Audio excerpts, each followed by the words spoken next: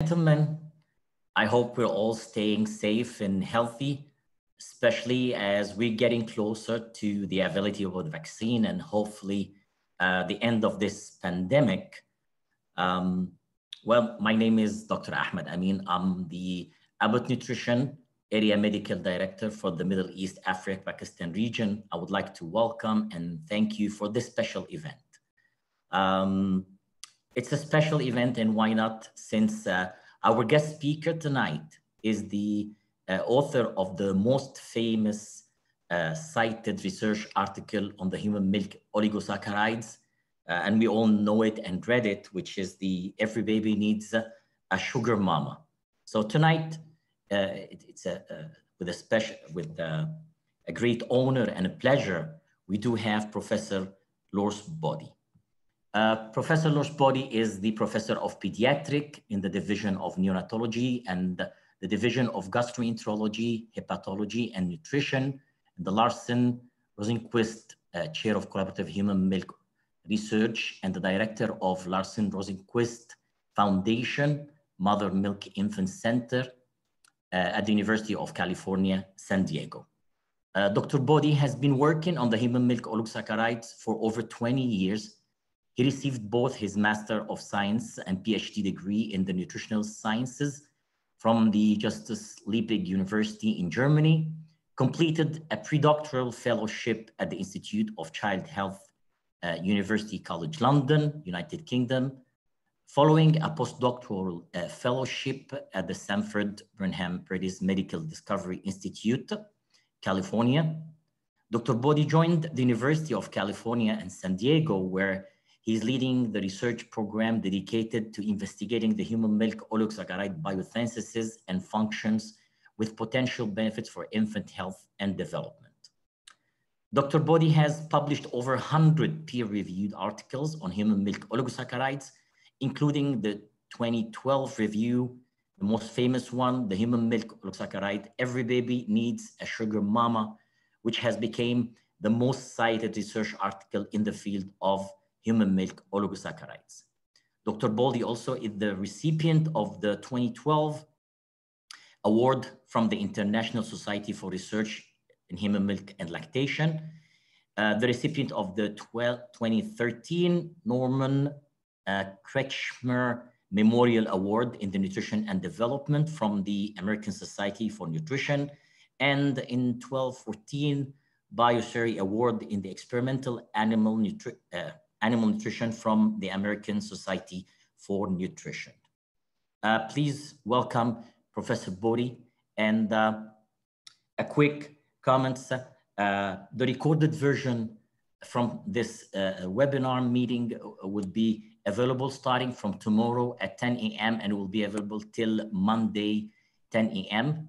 I would like also to remind you, please, would like to hear and share your feedback on the survey that will be presented right after the session. Professor Bode, the floor is yours. Thank you. Thank you very much for the kind introduction and for having me. Welcome from San Diego. It's early morning here still, and I know it's already the evening where you are. Would have been great to meet in person and give this presentation live and in person, but unfortunately that's not the case. So I'll invite you over to my my home for an hour so we can talk about human milk oligosaccharide and really talk about the discoveries and recent advances that this field that made this field so hot of a topic right now. Okay, before I get started, a couple of disclosures on funding. And let me put this closed.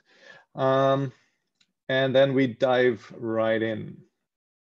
Okay, let's start the presentation with a general sentence that was published in Lancet Breastfeeding Series in 2016, just to set the stage how important this topic really is. And it says that the death of 823,000 children and 20,000 mothers each year could be averted through universal breastfeeding. And that comes along with economic savings of $300 billion. So we really ask the question, why is that?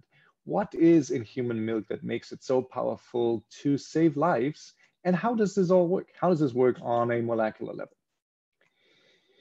And to give you a few examples, if we just look at the statistics here, still every single day we lose about 2,000 infants or children under the age of 5 to diarrheal disease.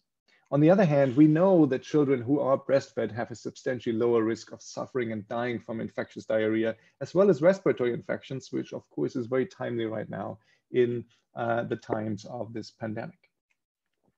And we ask the question, why is that? Why is human milk saving lives? And we can go a little bit earlier when we look specifically at the preterm infant space, where we see that still 5% of very low birth weight infants suffer from an often deadly intestinal disorder called necrotizing enterocolitis. On the other hand, we see that preterm infants who receive human milk are at a 6 to 10-fold lower risk to develop this disease. What is in human milk that saves preterm lives? And the benefits are not just in the immediate time frame when the infant is breastfed, it really extends throughout life. We know that infants that are breastfed later on have a lower risk for overweight and obesity, are at a lower risk to develop diabetes, and also have higher IQ and earning potential later in life. Why is that? And last but not least, human milk is good for mothers as well. Women that breastfeed, and the longer they breastfeed, have a lower risk of diabetes, cardiovascular disease, and a lower risk to develop breast cancer and ovarian cancer. And once again, we can ask, what is in human milk that makes it so powerful to save lives? Now let's lift the curtain here and see what is in human milk that makes it so powerful. And let's just focus on the macromolecules. There's protein, fat, the milk, sugar, lactose, and then there is oligosaccharides. 5 to 15 grams per liter, which often exceeds the amount of total protein. If we compare that to bovine milk, you see there's 100 to 1,000-fold less of these oligosaccharides, and the structures are quite different. So a huge difference between humans and cows. And since bovine milk is the basis for most infant formula, we see that there is hardly any human milk oligosaccharides naturally in infant formula. A couple of words about structure, without having our heads blown off here. We see that human milk oligosaccharides are complex glycans. Oligosaccharides means a few sugars. And when we think of sugar, we think of table sugar in our diet, which is what we really don't want in the infant space. It is fairly complex if you look at that from a chemical structure perspective. And human milk oligosaccharides are even more complex than that. So if we had to draw out these chemical structures every time we talk about them, it would be fairly complicated. To simplify this a little bit, we give every monosaccharide building block a specific symbol. And then we put these symbols together based on the oligosaccharide structure, and it makes it so much easier to talk about oligosaccharides. In fact, there is only 5 building blocks that make human milk oligosaccharides. There's glucose and galactose, there's NS2-glucosamine, fucose, and sialic acid. And this is really almost like Lego bricks. Depending on how you put these Lego bricks together, you either get a small car or you get a small plane, and you'll agree that a car and a plane do different things. That's the same with the oligosaccharides too. Depending on how we put those building blocks together, we get different oligosaccharides, and these different oligosaccharides do different things. Structure determines function. Few examples for different oligosaccharides. I'm going to develop the HMO blueprint over here in that blue space in the left upper corner. All oligosaccharides carry lactose at the reducing end, so that's glucose and galactose. And then they get extended by disaccharide units in different linkages. They can be branched. We can do this multiple times. And you see how the structures either get very long, spaghetti-like, or they get branched and complex. So these are the neutral oligosaccharides, non-fucosylated.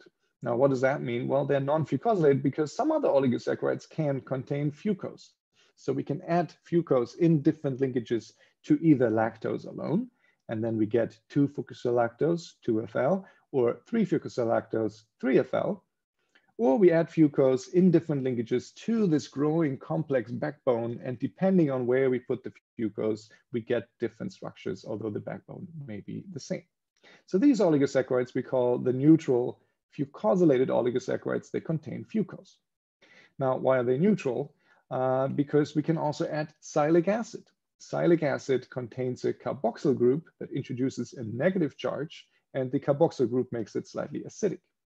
So adding sialic acid to lactose gives us 3-sial-lactose or 6-sial-lactose. And adding sialic acid to the growing chain gives us different oligosaccharides, different structural isomers. We can add more than one sialic acid to the growing backbone, and really that expands the chemical space quite a bit. Now, these oligosaccharides are called acidic or sialated because they carry sialic acid. And then last but not least, we can add both fucose and sialic acid to the backbone, and that gives the group of acidic, sialated, fucosylated oligosaccharides. So it's really these 4 different groups to distinguish.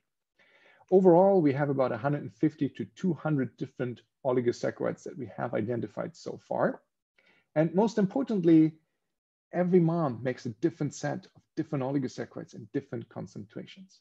And you see that here in this example from the Canadian child cohort, where we analyzed around 1,200 milk samples that you see here on the x-axis, and on the y-axis in different colors representing different oligosaccharides and their concentrations. And it is evident that it's quite different between different women.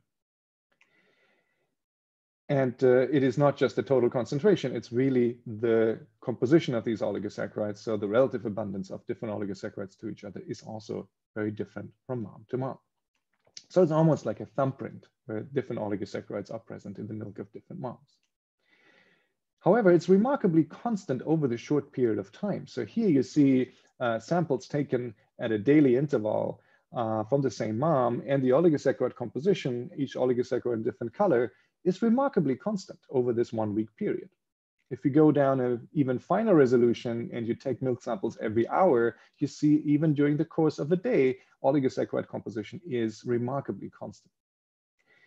However, if you compare 2 different subjects now, 2 different moms, you see how different the oligosaccharide composition is between the 2 moms, but again, constant over the short term of a week or a few hours.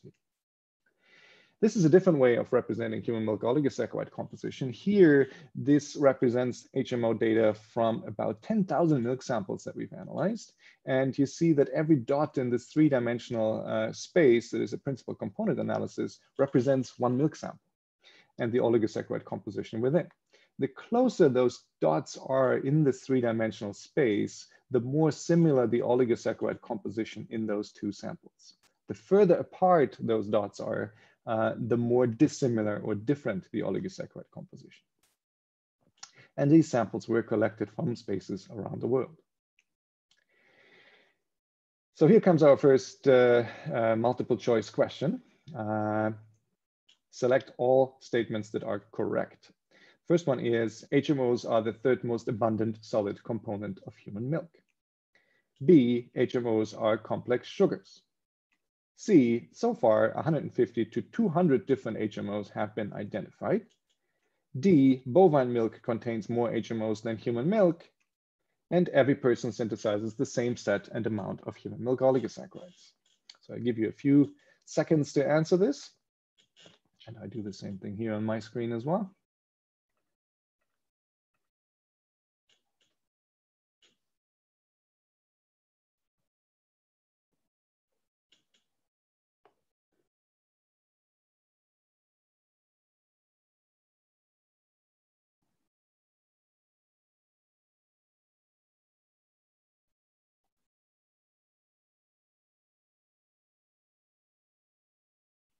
Now let's see the results.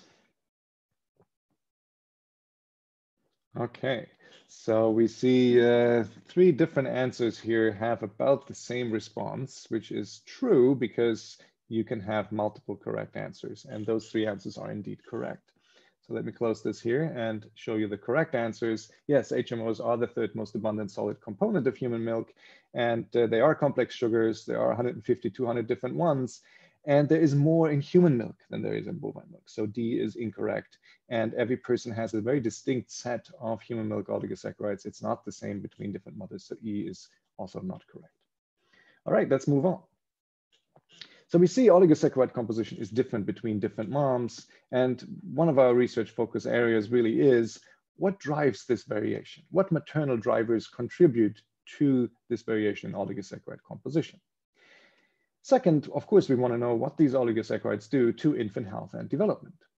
And last least, and I won't talk about this during this presentation, but we really try to understand how oligosaccharides work on a molecular level, get a deep mechanistic understanding, and then use that to develop therapeutics based on human milk oligosaccharides for people of all ages and multiple different diseases.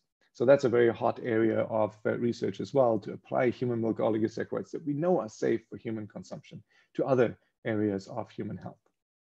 But let's start with a quick look back here in the history of human milk oligosaccharides. It's not a recent discovery. Although we think human milk oligosaccharide is the hot topic right now, someone just discovered them, so that's why we're talking about them. That's actually not true. So if you look at the history, it already started way back a couple of centuries ago, when first discoveries were made around the intestinal bacteria that impact infant physiology. And this really goes back all the way to Escherich, who was the naming father of E. coli. So back in 1886, that already happened. Then in 1888, someone realized, well, the carbohydrates in bovine milk and human milk are somewhat different. And then 1900, intestinal bacteria are different in breast milk, whereas bottle fed infants. So imagine everyone talking right now about the microbiome. We didn't call it the microbiome in 1900, but we knew already that something was different there. And then it took until 1954, where two people came together, Georgi and Richard Kuhn, to discover what's then called the bifidus factor, and what we now know as human milk oligosaccharides. And since then, multiple different people have made discoveries and isolated and characterized more than 100, 150 different oligosaccharides, and that really continues until today.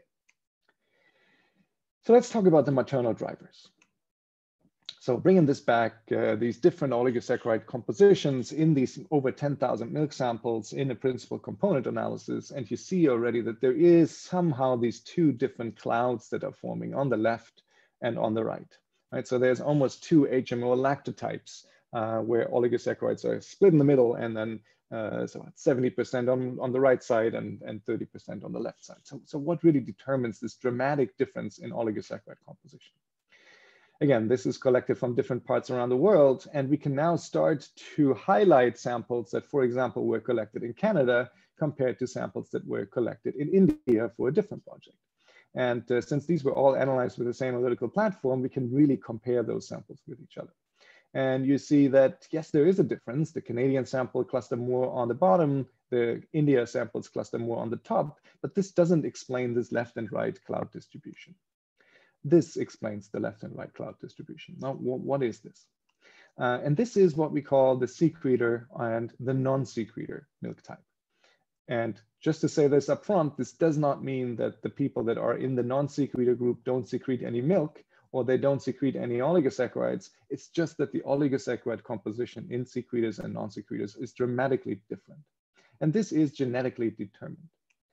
So to make a complex story short, this has to do with a single nucleotide polymorphism. So this is a gene, a base pair that is different between the two different groups, and that inactivates an enzyme that adds fucose to the oligosaccharide backbone in a specific linkage, in this alpha-1,2 linkage. So the secretors have an active enzyme called FUT2, fucosyltransferase 2, that adds fucose in this alpha-1,2 linkage. They can make certain oligosaccharides like 2FL or LNFP1, whereas the non-secretors have this point mutation, this SNP. This enzyme is not active, and they cannot make these specific oligosaccharides, but they can make other oligosaccharides. So it's not an all or nothing. So that drives a dramatic shift in oligosaccharide composition between secretors and non-secretors, and it's important to keep that in mind. We can then go into individual cohorts and really use genome-wide association studies. So associate different genes and different SNPs to oligosaccharide synthesis and start separating these profiles based on secretor, non-secretors, but also based on Lewis blood group types and many other things. So we can really start to understand what genes drive human milk oligosaccharide synthesis. Here's an example for sialotransferase, for example, that if you have a SNP in this sialotransferase, you actually make more of a certain oligosaccharide. So there's a gain of function. And really, this is a way for us to decipher the synthesis of human milk oligosaccharides using genome-wide association studies, but also then transcriptomics, genomics, pathway modeling and target validation with the ultimate goal to understand how human milk oligosaccharides are synthesized in the human mammary gland, a pathway that has not been fully described yet. Interestingly, oligosaccharide composition is different in different parts of the world. So you see dramatic differences, for example, in Latin America, where we have 98, 99% of women being secretors. So having this active enzyme FUT2 that makes a lot of 2-fucosyllactose, for example. In other parts of the world, you see in parts here on the African continent, 35% of the women were identified as non-secretors. So not having an active FUT2, not being able to make these specific oligosaccharides, but making other oligosaccharides instead. There is changes over the course of lactation. I showed you briefly that in a short term, like a week or even on a daily basis, oligosaccharide composition is remarkably constant. But if you now expand this time frame over the course of lactation, you see changes. For example, the concentrations of 3-sialactose going up and 6-sialactose going down, oligosaccharides like DSL and T going up, and so on and so forth. So over a longer period of time of lactation, you see that there is differences. Remarkably, there's differences by season as well. So some oligosaccharides are different in the fall than they are in the spring. And we don't really know why that is the case.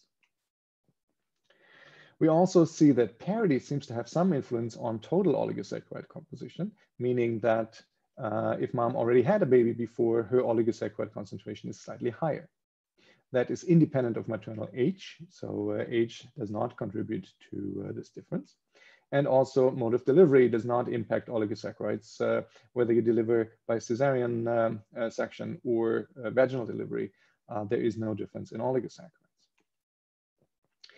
So that's the genetic part of what contributes to oligosaccharide synthesis. And you see that that can be quite dramatic between the secretors and non-secretors. But what about maternal diet or exercise? Do we have any data on that? Can we tell mom, if you eat this, you make more oligosaccharides that? We have some limited data. Here's a study, a result from a study that we published in Nature Metabolism earlier this year, where we looked at mice. And yes, mice have oligosaccharides in their milk, and you can milk a mouse. Mice have mostly 3-sialactose, a little bit of 6-sialactose, and you can now start to manipulate mouse diet and exercise. So if you put a mouse on a high-fat diet, you see that the oligosaccharide goes down. If you exercise a mouse, you see that the oligosaccharide goes up. If you put a mouse on a high-fat diet and exercise it, you see that those two effects equal each other out, and the oligosaccharide concentration here is the same as in the normal and sedentary mouse. We also see that if you give a probiotic to a mom during pregnancy, then oligosaccharide composition during lactation is slightly different. And what we don't know is if there is any changes if mom has any medical condition. So for example, a chronic inflammatory disease, gestational diabetes, how does that relate to milk composition and oligosaccharides in particular? And what if we put mom on medication? Does that change milk composition and oligosaccharides? And we don't know much about that either. So lots of open questions still that need to be addressed. Here comes the second multiple choice question to wrap up this part of the presentation. All statements that are correct, please select. A, HMO composition is determined by genetics and environment. B, non-secretors do not synthesize any oligosaccharides. C, HMO composition varies geographically. D, probiotics during pregnancy alter HMO composition during lactation. And E, HMO composition varies by mode of delivery.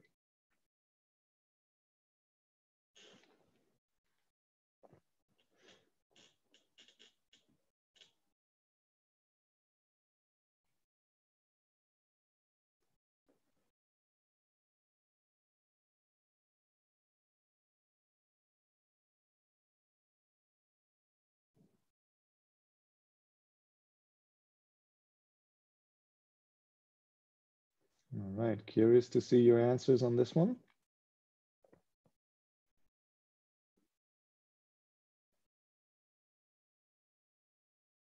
And here we go. Again, multiple correct answers. We see 76% for the first, not so much for the second and the last one. And again, this even distribution between one or A, C, and D. Let's see if that's correct. Close this. Yes, so HMO composition is determined by both genetics as well as some environmental factors. So some of it is written in stone, so to speak, and the others you can still change to a certain extent. And it's not correct that non-secretors do not synthesize oligosaccharides. So please take that away from this presentation. Just because we call someone a non-secretor does not mean that they don't make oligosaccharides. They just make different oligosaccharides. Composition changes geographically.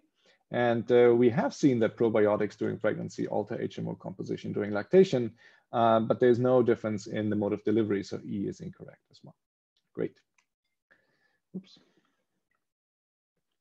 All right, so we looked at the maternal drivers. Now, why is this important? What do these oligosaccharides actually do to infant health and development? That's the key question, right?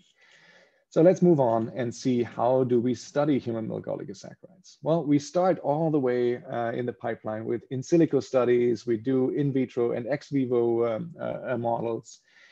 We use animal models in mice, in rats, in piglets to get some idea how this all works. Then we have a very powerful tool, and that is human cohort studies, where we can analyze milk samples from moms for oligosaccharide composition and then relate that to either infant outcomes or to maternal factors. And last but not least, the clinical studies, where we can specifically apply human milk oligosaccharides either to infants or to adults, and then see what these oligosaccharides do in an intervention study. All this, of course, doesn't happen in a vacuum. It's really on the backbone of a multidisciplinary network of collaborators from people around the world. And I give you one example. So without talking about all the different projects that, that people are working on the oligosaccharide space, let's focus specifically on the preterm infant in the NICU, and here focus on necrotizing enterocolitis, which I showed you in the introduction. So we still see that 5% of all very low birth weight infants develop necrotizing enterocolitis. And on the other hand, we see that there's something in human milk that protects them because they have a 6 to 10-fold lower risk to develop this disease. So what is it? What is in human milk that makes it so powerful? And is it potentially human milk oligosaccharides? The way we started studying this, and this is really a story that has developed over the last 12 years or so, we started out by isolating human milk oligosaccharides from pooled human donor milk to get the entire garden variety of different oligosaccharides, isolate that, and then test the effect in an animal model of necrotizing enterocolitis. So you see here in this video that we have little rats here that are about a day old, and we take them away from the mom, and now we have to feed them ourselves. And we feed them with formula that either contains human milk oligosaccharides or does not contain human milk oligosaccharides. You can inject that at an exact volume of what goes into this animal, and you can see when this video continues that there is like a white spot popping up on the belly here of this animal. That's the formula that goes into the stomach. You can really see through the skin here. And then you remove the catheter and move on to the next animal that's already waiting there in the background.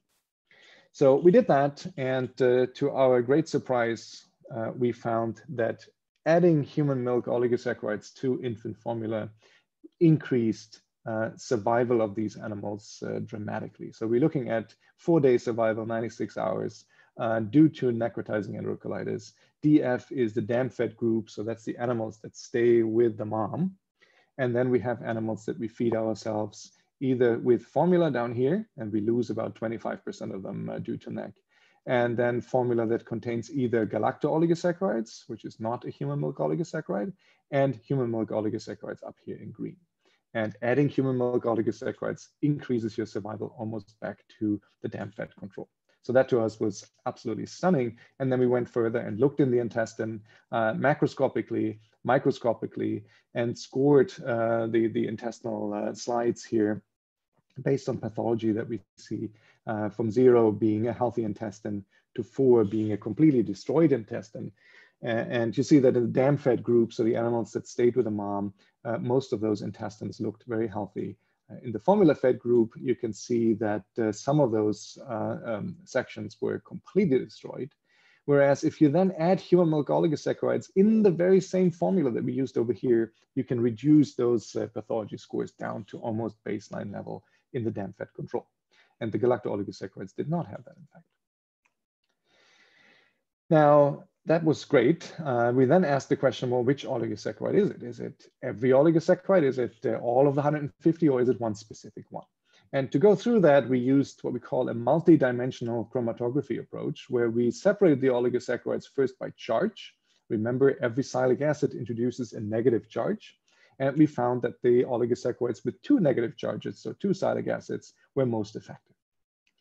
We then took a look at what's really in that fraction. So there's multiple different oligosaccharides in there.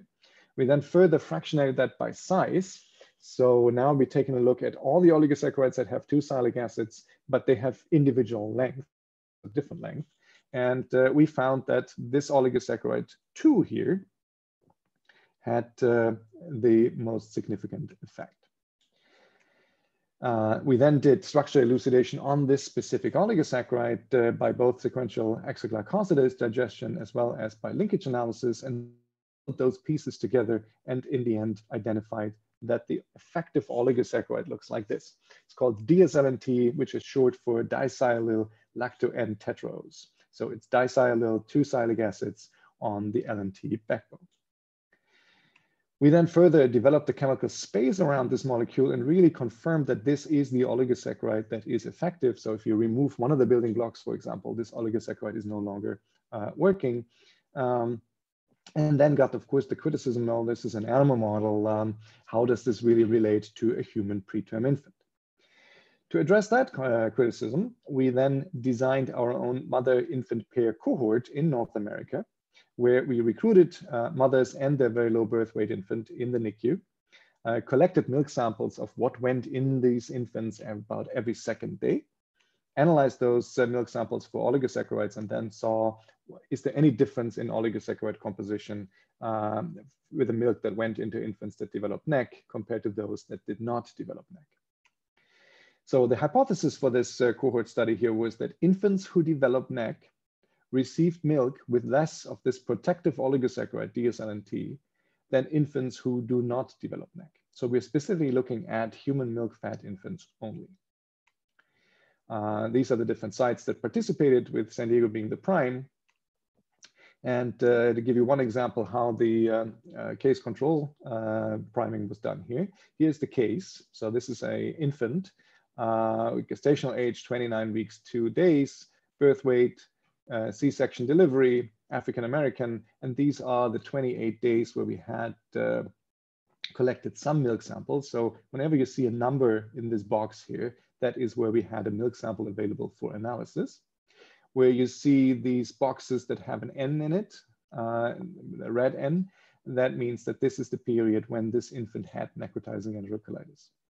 We then matched that with 5 infants that did not have necrotizing enterocolitis, and were about the same gestational age, same birth weight, C-sections, about the same race, and then where we had milk samples available at about the same time. So then analyzing these milk samples, we found that there was no difference in the total of oligosaccharides between the controls and the NEC cases. So you see down here, this is the first 28 days postpartum on the x-axis, the sum of all oligosaccharides in microgram per ml on the y-axis. The gray dots in the background is all our case controls. And the yellow and the red boxes are our Bell stage 2 and 3 cases. So no difference there. But remember, the hypothesis was not then oligosaccharides in general were different between the different groups. It was this one specific oligosaccharide that we hypothesized to be different. And that was DSLNT. So if we specifically look for the concentration of DSLNT, we indeed find that Bell stage 2 and 3 NEC received less of this oligosaccharide in the milk than the controls.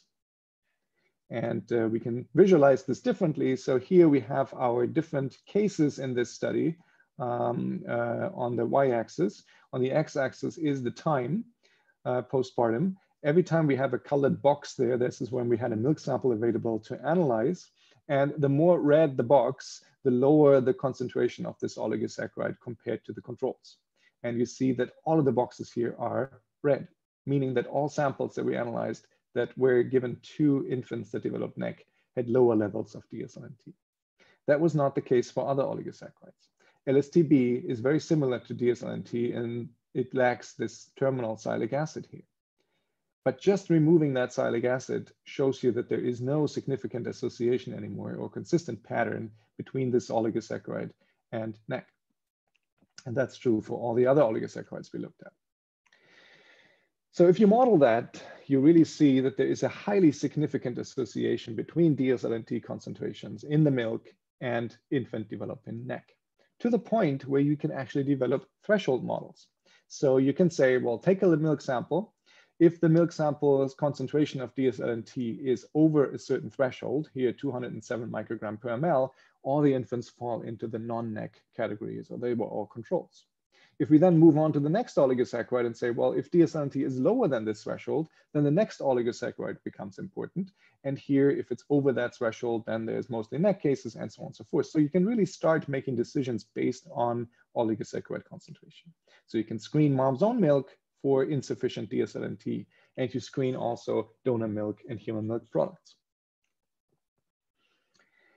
Now, this was 8 NEC cases in this cohort. You can say, well, that's 8 is not a lot to make these decision thresholds and really look at this in great detail. So recently, and this is a paper that's currently back in revision with a group in Newcastle, where we looked at 33 NEC cases and compared that to 37 controls. And just looking at the PCA plot here, you see that the oligosaccharide composition is somewhat different between these 2 different groups. And if you then look at individual oligosaccharides, you see that one oligosaccharide is standing out as being highly significantly different. And that, once again, is DSLNT. So this is now, it's actually the 3rd cohort where we've seen DSLNT stick out to be highly significantly associated with NEC. And the concentrations are indeed very similar to what we found in our North American cohort. So if we calculate back from nanomoles to micrograms and then compare that to the previous slide I showed you, the numbers are fairly consistent. So the threshold numbers are really coming out there. So we've seen there's a match. So the oligosaccharide that is protective in the animal model is lower in those milk samples that are given to infants that develop NEC later. So that matches extremely well. That gives us greater confidence to move into clinical studies and also gives us confidence that the animal model is suitable to study the underlying mechanism. So taking these 2 bubbles together here, not only do we think that HMOs have something to do with it, but we really see that there is one specific oligosaccharide, DSLNT, that is the link between these 2. So we've seen a specific HMO, DSLNT, being associated with lower NEC risk. The same HMO improves survival and reduces pathology in animal models, which is a great opportunity to develop therapeutics. And it's also an opportunity to screen mom's own milk and donor milk products for potentially insufficient levels of this oligosaccharide. Now, let's zoom out again. This is just one example, necrotizing enterocolitis in the preterm space. We're looking at sepsis in this area as well. But we're also looking at other diseases and other outcomes. So for example, we look at overweight and obesity. We look at diarrheal diseases and infections, recently COVID-19. We look at cardiovascular disease and how oligosaccharides may protect you and maybe also be used as treatments. And we're also looking at cognition and how there is an early life potential and later life treatment. So a couple of examples here for different oligosaccharides that have been implicated, for example, here in diarrheal disease, 2-fucosylactose, potentially protecting from Campylobacter, from enteropathogenic E. coli, and so on. And that has been shown both in tissue culture and then has been shown in cohort studies as well. We've seen that LNT has something to do with preventing group B streptococcus, and that's been shown in tissue culture and animal models. We've seen in tissue culture that LNT also has an effect on Entamoeba histolytica as a protozoan parasite. And other studies have shown that there is effects 3SL and 6SL on rotaviruses and other pathogens. So it's really oligosaccharide structure-specific effects on viruses, on bacteria, on protozoan parasites. Then there is effects on growth. So infant growth, both in the context of overweight and obesity, but also malnutrition. So we've seen that the oligosaccharide 2-fucosylactose is associated with growth in infancy and early childhood. And it often is accompanied by ln and T, and the ratio between these two oligosaccharides seems to be important. And we've seen this in multiple different cohorts now around the world. Here in the US, a couple of studies in Denmark and in Finland, and we have one study that we're working on right now with a group in Melbourne, where we find the same oligosaccharides pop up over and over again being associated with growth. Other studies have shown that 3SL and 6SL, so the sialylated oligosaccharides, have something to do with preventing malnutrition in developing countries. So different oligosaccharides for different parts of growth in the different spectra, really. Then oligosaccharides and neurodevelopment and cognition. Again, 2-fucosyllactose standing out, both in animal models showing that there is an effect on memory and learning. And we've seen this recently in a study here in the US, where we look at 2FL. If it's higher at 1 month of age in milk, then there's an improved outcome for cognitive development at 24 months of age. So again, same oligosaccharide, and the mixture between animal studies and then cohort studies being very powerful to really understand what's going on. And then the sialylated oligosaccharides being also implicated with memory and learning, mostly from animal studies. And then there's effects on immune development. So we see that oligosaccharides have an effect on cytokine release. There's effects on chronic macrophage inflammation for 3-sialylactose. And here's a review if you want to go a little bit deeper into what different oligosaccharides do on different immune cells, on different immune receptors. Dr. Vasilis Triantis has nicely outlined that here in Frontiers a couple of years ago.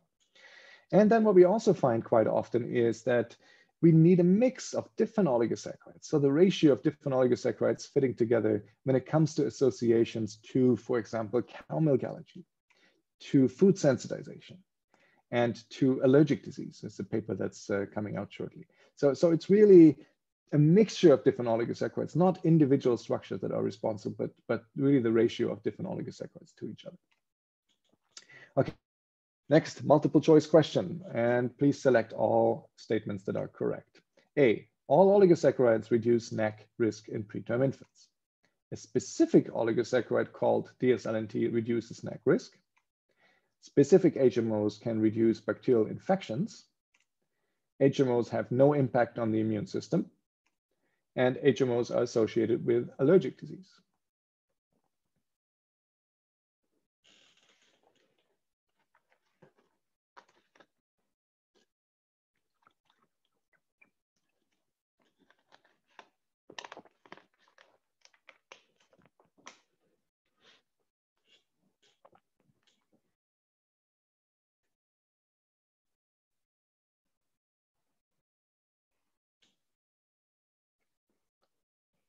Okay, let's see how that looks like.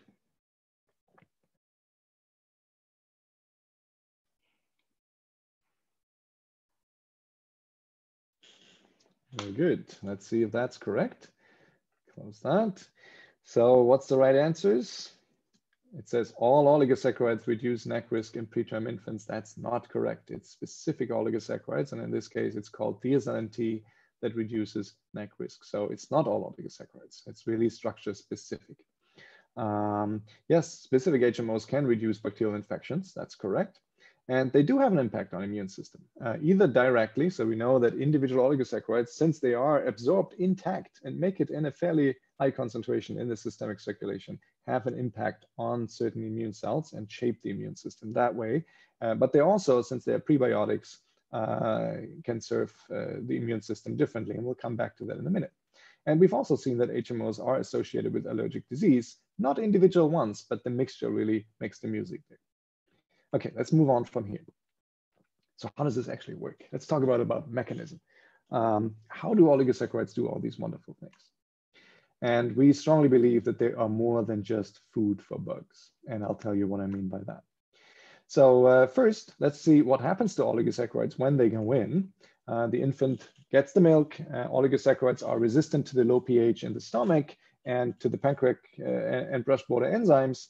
But 1% is absorbed in the small intestine and appear intact in the urine. So they really flush the entire system. And then the rest is either degraded in the colon or is excreted, and we find them intact in the diaper. So on this cartoon here, I'm going to show you the interactions between oligosaccharides depicted on the top potential good bacteria in green on the left, potential pathogens on the right in purple, and then underneath is the intestinal epithelial cells, and under that is immune cells. So how do these factors all interact with each other? First, we know that oligosaccharides are prebiotics. So they foster the growth of specific potentially health-promoting bacteria. And they do that because they can be utilized by these bacteria. So these bacteria have a growth advantage and an advantage to thrive, whereas other bacteria don't. Here we wanted to see, well, how structure specific is that actually? Do all oligosaccharides do the same when it comes to prebiotic effects? And we worked together with Dr. Carsten Zengler at UC San Diego and extracted microbial communities from infant feces, and these infants were breastfed before, and then fed those bacterial communities with different oligosaccharides. And what we see is that bacteria indeed grow on human milk oligosaccharides. Not a surprise here. This is a simple growth experiment looking at OD600. And you see in red, bacteria grow on just pooled oligosaccharides that we extract from human milk, but they also grow on just LNT or 2FL in 2 different concentrations.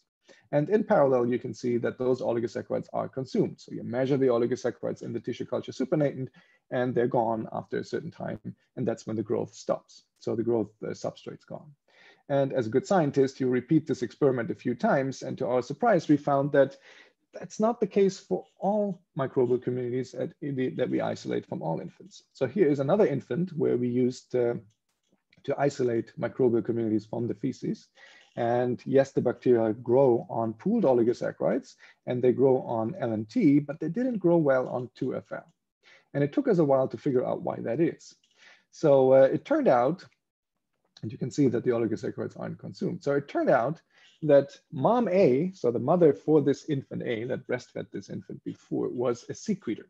And remember from the beginning, secretors have a very active FU2 enzyme, make a lot of oligosaccharides with an alpha-1,2 linked fucose, and 2FL is the predominant oligosaccharide that carries that alpha-1,2 fucose.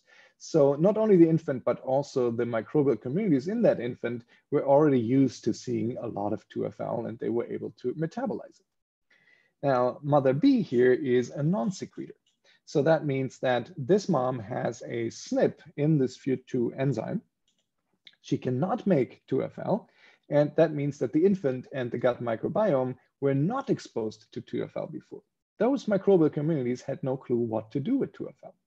So it's very important to see that depending on where you deploy these prebiotics and whether these microbial communities were actually able to utilize them, whether the bacteria can grow or not.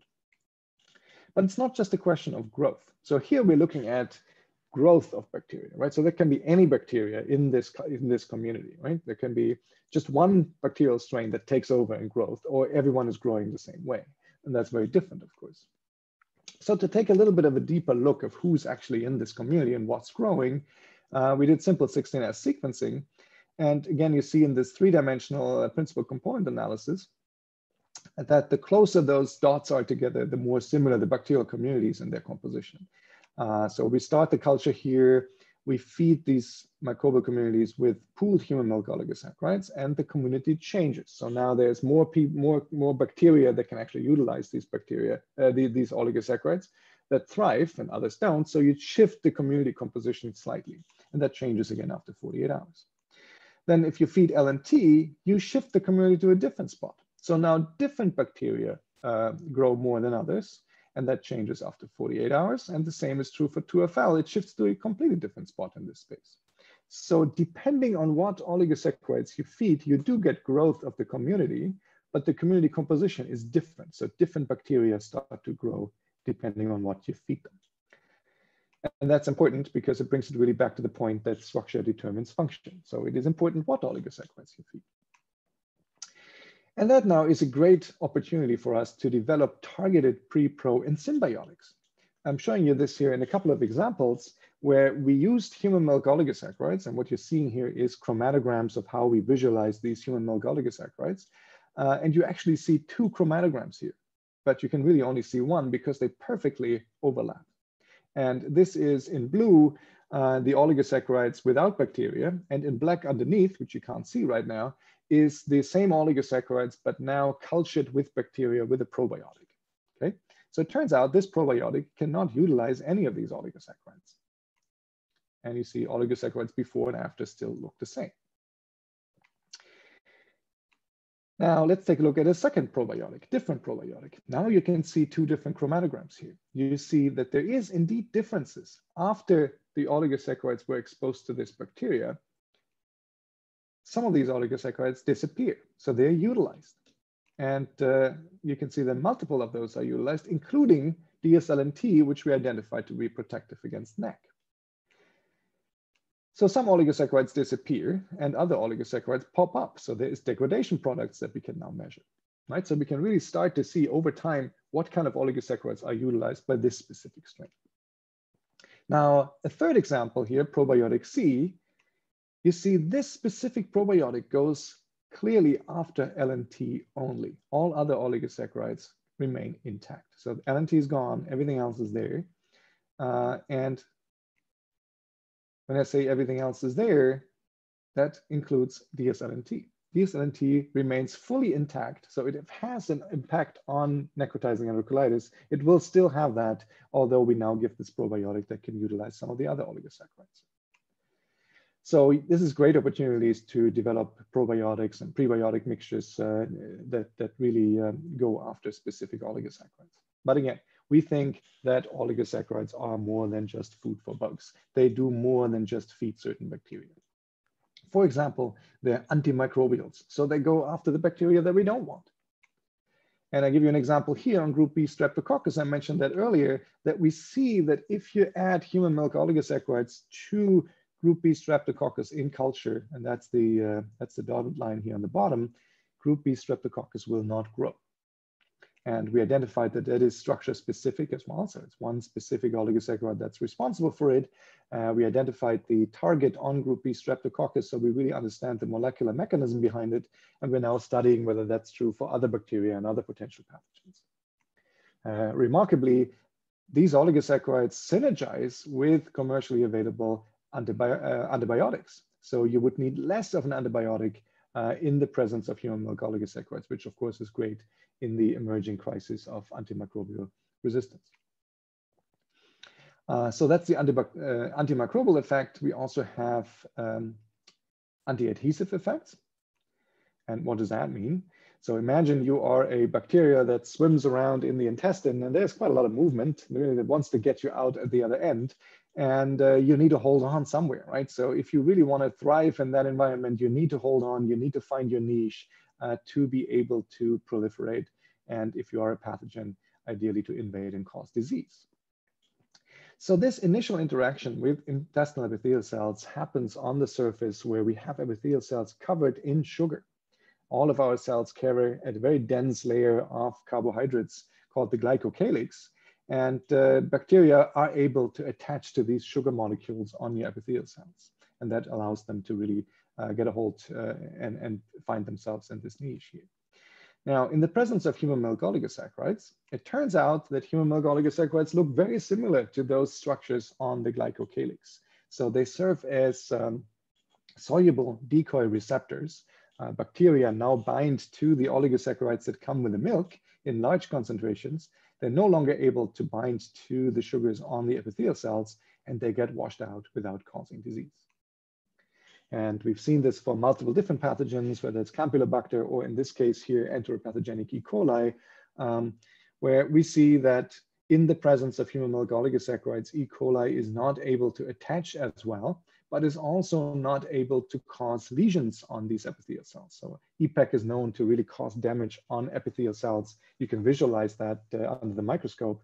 And with oligosaccharides, you see a lot less, significantly less of these lesions. We've seen that this works in an animal model as well.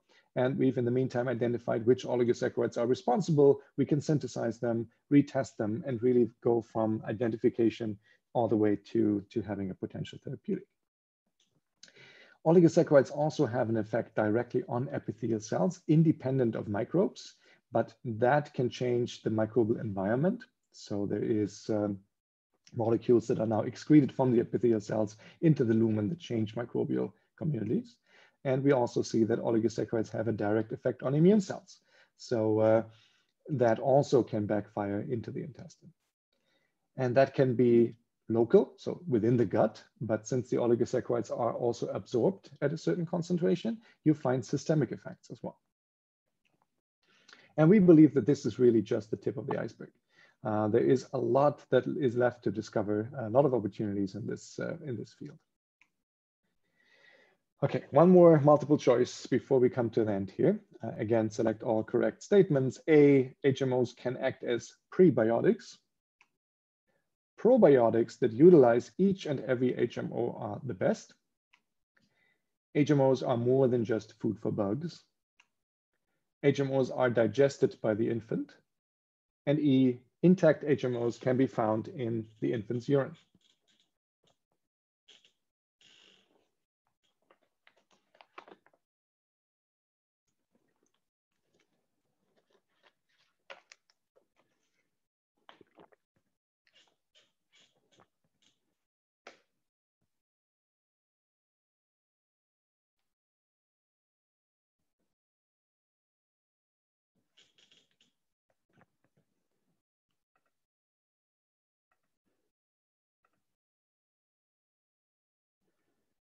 Okay, let's see what's correct here.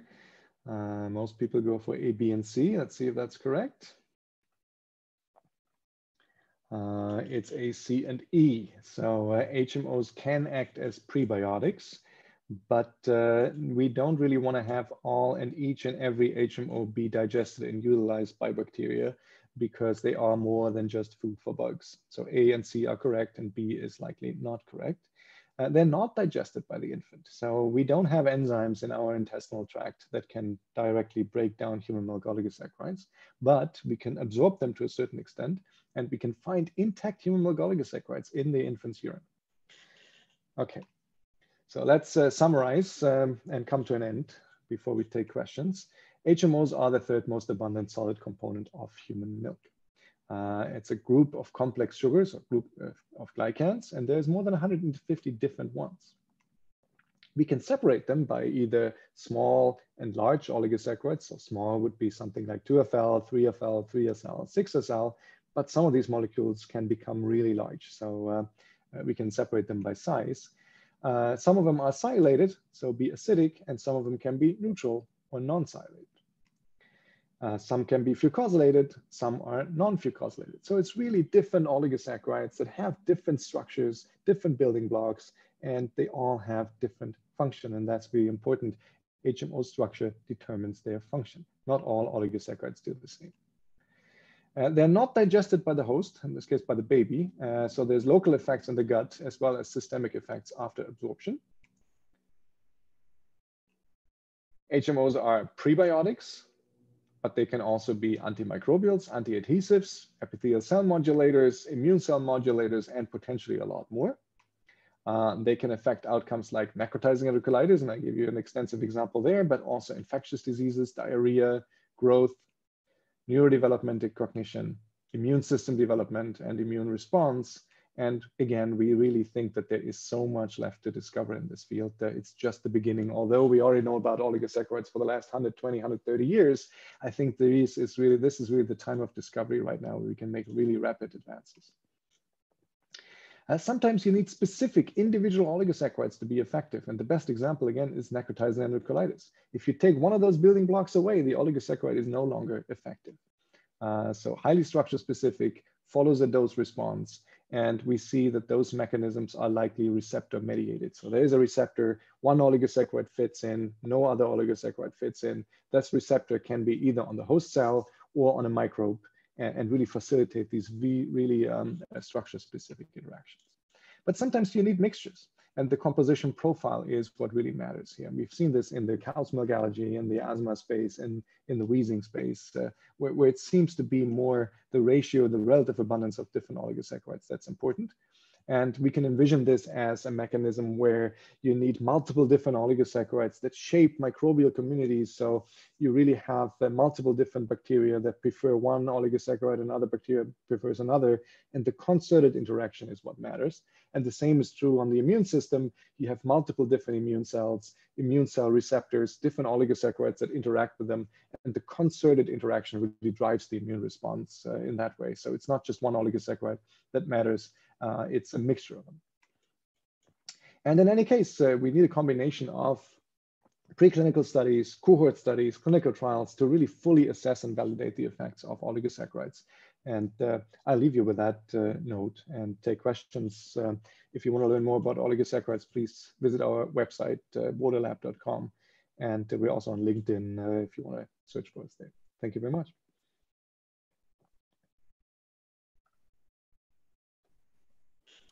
Thank you, Professor Bode. Very informative, interesting, as expected.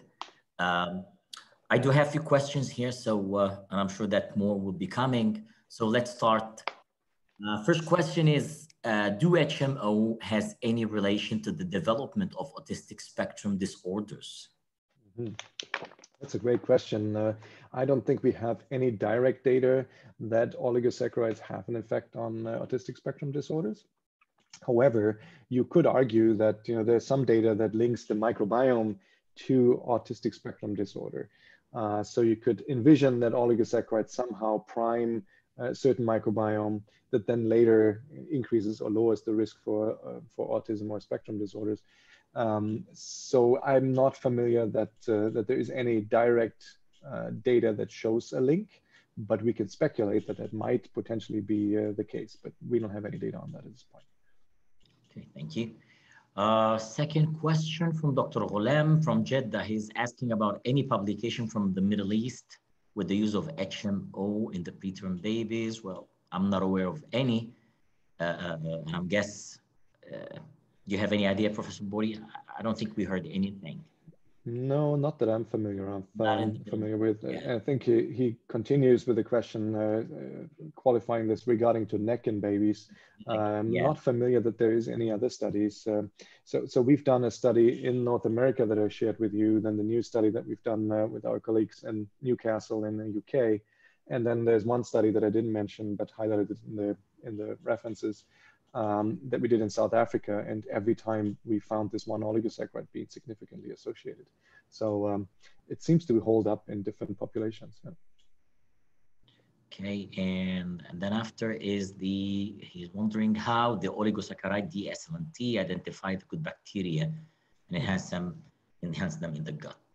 Mm-hmm. Yeah, that's a great question. So how does DSLNT really work to protect our preterm babies from necrotizing enterocolitis? And at this point, we don't have a full answer to that. But what we do believe is that it is somewhat independent of bacteria, actually. So I showed you the potential mechanism that it could be prebiotic, that it could be antimicrobial, but it's also that it modulates epithelial cells and immune cells. And it seems to be that that's really the case. We do see that babies with neck have a different microbiome, but that could come secondary. So it could be that because the baby has neck, the microbiome is different. Or because we feed different oligosaccharides, which are protective, those oligosaccharides also now lead to epithelial cell responses that change then the microbiome. So we don't really know what comes first and what comes as a consequence of that. But at this point, we really think that this specific oligosaccharide interacts with the receptor on a host cell rather than going for bacteria. Okay, since we're talking about the DSLNT, I do have a question here, Professor Bode, and it's when you compare the previous work, the in vitro study that had been done by David Hackham in Johns Hopkins, and it was related to the 2FL effect in neck, and then you get the DSLNT. Is there any difference? Can we really compare the work and the effect of these two HMOs in neck? Yeah, you can compare the work. So for example, the work that Dr. Hackham has done is in animal models, and we also use animal models. We use different animal models. We do find that 2FL also works to a certain extent in our animal model.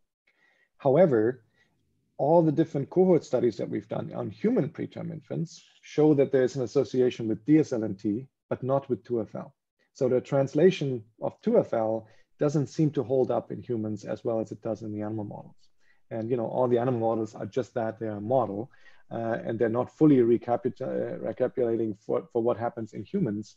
So in the 3 studies that we've seen, where we look at associations between oligosaccharides and human NEC, we do not find 2FL to be associated with NEC, but DSLNT always sticks out in all of those 3 studies. Okay, thank you. Benefits of the LNT addition to the formula? Mm-hmm. Yeah, that's a great question, and really opens a broader topic. What's the benefits of individual oligosaccharides in the addition to formula, right? And you could argue that, well, depends on what you're asking. What kind of effects do you look for? What outcomes do you look for? So does LNT or neo-LNT impact growth, or does it prevent diarrheal diseases, or does it make you smarter, or does it blah, blah, blah, blah, blah, prevent necrotizing enterocolitis? So for some of those things, we say yes. For some of them, we say no. So it really depends on what you're looking for. And that's the same for 2FL and for all the other oligosaccharides. We know that DSLNT works for necrotizing enterocolitis, but is it necessary to add DSLNT for all infant formula that we can buy in the supermarket on the shelf? Is it more for specialty products in the NICU where we have our NEC risk infants? So it really depends on what you're looking for when you talk about benefits. And is it necessary to add that to all formula, or does it have to be specialty formula? So I think that's how I would answer the question for all oligosaccharides, really. It depends on what you're looking for. Yep. Next question, is there a scope of using the HMO in oral rehydration solution in diarrheal disease? So like the IT, gastroenteritis, I guess. Ah, great question. Could be multiple different things, right? So you saw that these oligosaccharides have antimicrobial effects, or they have antiadhesive effects for some of the very common pathogens. So it's your Campylobacter, it's your rotavirus, entamoeba in some areas of the world. Yes, depending on the pathogen that you're potentially facing that causes your diarrhea, you may actually want to add some of those oligosaccharides to it to fight the bug that causes the diarrhea, but then also get you rehydrated. So yeah, I think that would be a great combination to do that. And not just for infants, this could be important for adults as well. So you can imagine in the US, very common to go on cruise ships, and then you come down with a norovirus infection. No cruise ships right now, but we'll come back to that again. So it might be worthwhile to take a few oligosaccharides with you when you go on those cruise ship vacations. Postbiotic, what's new? So what is new in the postbiotic? This is what's meant. Yeah, great topic as well. So postbiotic is what we describe as we have our microbes. The microbes utilize either oligosaccharides or other energy sources, and then they spit out molecules that they produce that then have a biological effect on the host, whether it's the infant or any adults really. So the question is, do you want to add postbiotics, or do you want bacteria to do their job based on the healthy food that they get? And I would almost argue you maybe want to have the oligosaccharides and your probiotics, so they together can then form the postbiotics and do what they can do best, instead of providing the postbiotics yourself. But that's my personal opinion. So thanks for the informative lecture. And then because it caused allergy, we expect no allergy. I don't know what is meant. I think there's misunderstanding here. Maybe to clarify that, it's not that oligosaccharides cause allergy. We found associations between a lower risk of certain allergies when we have certain oligosaccharides. So there's a risk association, and just because we have an association between an oligosaccharide and allergy risk doesn't mean the risk is higher. The risk can be lower as well, of course. I think the work that have been done in Canada with this food allergy, it shows that the sialylated one are maybe a bit more effective than the fucosylated one. Yeah, again, I don't think it's individual oligosaccharides. We've been part of that child study in Canada. We don't really find individual oligosaccharides that are linked to lower or higher allergy risk. It's more that the combination of oligosaccharides shaping immune responses is what really matters. Okay, thanks for the really. And what about the oligosaccharides in goat's milk? So, yeah, so other mammals make oligosaccharides. I showed you the example of mice that they make oligosaccharide, actually a lot of 3SL, more than humans.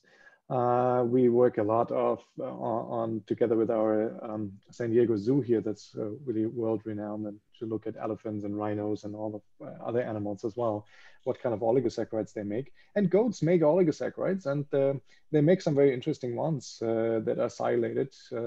Not too many species make fucosylated oligosaccharides, but goats make some interesting silated oligosaccharides that are similar to humans. So that certainly is an interesting topic. If adding specific type HMO to the formula feed, could it work with the same bioavailability of that of the breast milk? Oh, that's a good question. I'm not sure if we have any data on that at this point. Bioavailability, talks about absorption. It talks about being available in the colon to do certain things, being broken down. The matrix certainly plays a role there. Since oligosaccharides are freely soluble in human milk, I assume that they are in formula as well. So I don't expect too many differences, but I'm not sure if we actually have a lot of data on that. So I have to defer on that question. The effect of the HMO is dependent on the type or the concentration or both of them? All of the above. So clearly the oligosaccharide structure, I mentioned that several times, determines function in many, many cases, even in the prebiotic space. So if we think that these bacteria, they utilize oligosaccharides and it doesn't really matter what we feed them, they'd be fine with anything. No, it really depends on what these bacteria can break down, what kind of transporters they have, what kind of enzymes they have to utilize individual oligosaccharides. So it matters what oligosaccharides you feed. So it depends on the oligosaccharide type. In certain cases, it depends on the concentration, of course. Concentration always makes the music there. You saw that for DSLNT, that we can start to develop those thresholds of how much of that oligosaccharide needs to be there to be protective. So I think it's both. The type is important, structure matters. And that's like saying, oh, we are working on cytokines, right? They're all cytokines, but then if you look deeper, all cytokines are different. You have pro-inflammatory, anti-inflammatory, you have this, you have that, and they all do different things. Just because we name them and group them in the same chemical class doesn't mean that they're all doing the same thing. Okay, let's take the last question. Professor Bode, and is asking about the percentage of the HMO in mother feeding twins in compared to single. So comparison between twins and single mom. Is there a difference? It's a great question. I cannot answer that, to be honest with you. I'm not sure if anyone has looked at it. If so, I must have missed it, but we haven't. And I don't know if that is actually different in different moms. Keep in mind that the variation between different moms is quite high. So you would really have to do that on a large scale where you have a lot of moms with single infants and then a lot of moms with twins, so that you can compare and have statistical power to see if there's a difference. So that would be quite a big study on twins. That would be very interesting. I'm not sure if, okay. Thanks, Professor Bode, for your time. It was very informative. I hope it's not the last time. It's the first time. It won't be the last, definitely. We'll keep asking you, and hopefully you accept it once again. And as you said, hopefully this pandemic will disappear, and it will be a pleasure having you in the Middle East. Okay. Would love to, and yes. So on behalf of everyone, we'd like to thank you for your time. You have a good day. We really enjoyed this informative, interesting session. And for everyone and all attendees, thank you, and hope to see you soon after this